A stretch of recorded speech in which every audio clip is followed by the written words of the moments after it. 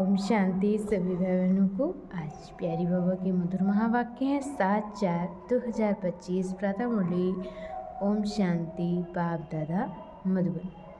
बाबा बोले, मीठे बच्चे, सबसे अच्छा दैवी गुण है शांत रहना। सबसे अच्छा दैवी गुण है शांत रहना, अधिक आवाज़ में ना आना, मीठा बोलना। तुम बच्चे अभी टॉकी से मूवी से साइलेंस में जाते हो। बाबा कहते तुम बच्चे अभी टॉकी से मूवी और मूवी से साइलेंस में जाते हो, इसलिए अधिक आवाज़ में ना आओ। प्रश्न है, किस मुख्य धारणा के आधार से सर्व दैवी गुण स्वतः आते जाएंगे? किस मुख्य धारणा के आधार से सर्व दैवी गुण स्वतः आते जाएंगे? उत्तर में बाबा ने बताया है, मुख्य है पवित्रता की धारणा। मुख्य है पवित्रता की धारणा। देवताएं पवित्र हैं, इसलिए उनमें दैवी गुण हैं। इस दुनिया में कोई में भी दैवी गुण नहीं हो सकते। बाबा कहते कि इस दुनिया में कोई में भी दैवी गुण नहीं हो सकते। रावण राज्य में दैवी गुण कहाँ से आए? तुम रॉयल बच्चे अभी दैवी गुण धारण कर रहे हो। बाबा कहते तुम रॉयल बच्चे अभी दैवी गुण धारण कर रही हो। गीत है भोलेनाथ से निराला कोई और नहीं। ओम शांति। अभी बच्चे समझते हैं कि बिगड़ी को बनाने वाला एक ही है। भक्ति मार्ग में अनेकों के पास जाते हैं। भक्ति मार्ग में अनेकों के पास जाते हैं। कितनी तीर्थ यात्राएं आदि करते हैं। बिगड़ी को बनाने वाला तो एक ही है, सद्गति दाता। बाबा कहते हैं कि बिगड़ी को बनाने वाला, पतितों को पावन बनाने वाला तो एक ही है, सद्गति दाता। गाइड, लिबरेटर भी वह एक है। अब गायन है, परंतु अनेक मनुष्य, अनेक धर्म, मठ, पंथ, शास्त्र होने के कारण अनेक रास्ते ढूंढते रहते हैं। सुख और शांति के लिए सत्संगों में जाते हैं ना। सुख और शांति के लिए सत्संगों में जाते हैं ना। जो नहीं जाते वह मायावी मस्ती में ही मस्त रहते हैं। ये भी तुम बच्चे जानते हो कि अभी कलयुग का अंत है। बाबा कहते तुम बच्चे भी ये जानते हो कि अभी कलयुग का अंत है। मनुष्य ये नहीं जानते कि सतयुग कब होता है और अभी क्या है। ये तो कोई बच्चा भी समझ सकता है कि नई दुनिया में सुख और पुरानी दुनिया में जरूर दुख होता है। इस पुरानी दुनिया में अनेक मनुष्य हैं, अनेक धर्म हैं। तुम कोई को भी समझा सकते हो। ये है कलयुग और सतयुग पास्ट हो गया है।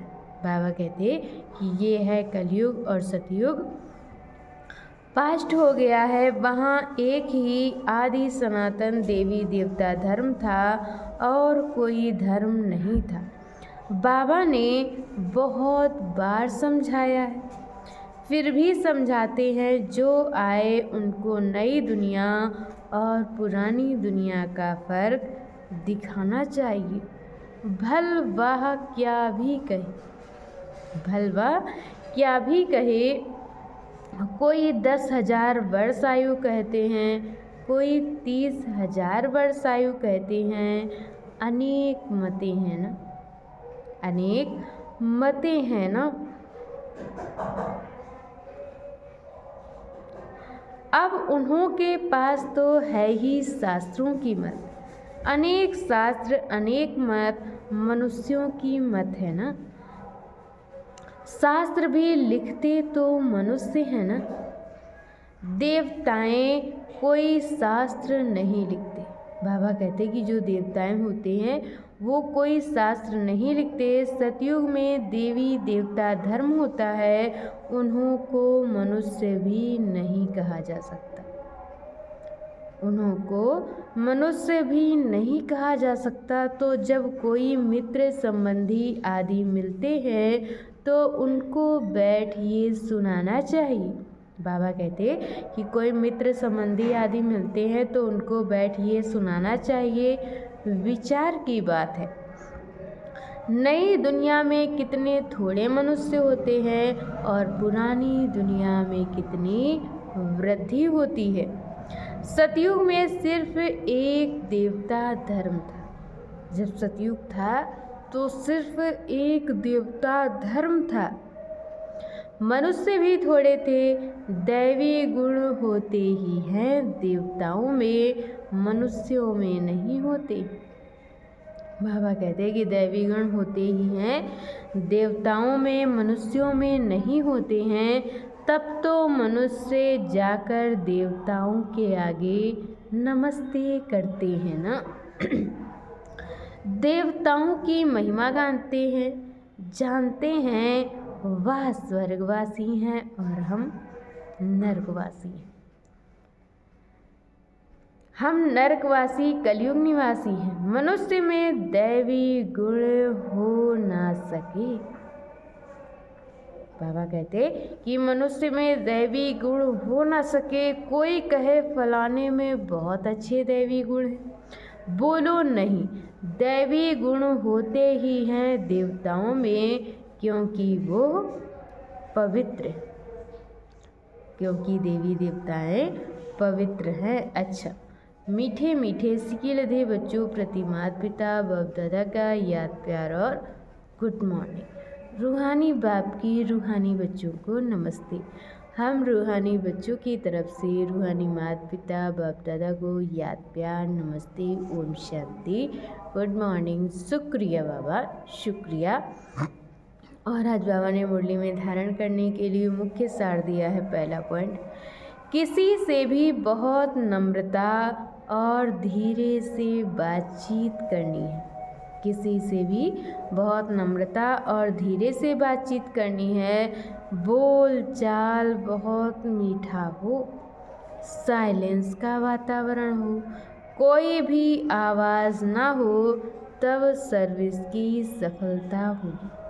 कोई भी आवाज़ ना हो, बाबा कहते तब सर्विस की सफलता होगी। और दूसरे पॉइंट में बताया है, सच्चा सच्चा आशिक बन एक मासूम को याद करना है। सच्चा सच्चा आशिक बन एक मासूम को याद करना है। याद में कभी आंखें बंद कर, कान नीचे कर नहीं बैठना है, देही अभिमानी होकर बैठना है।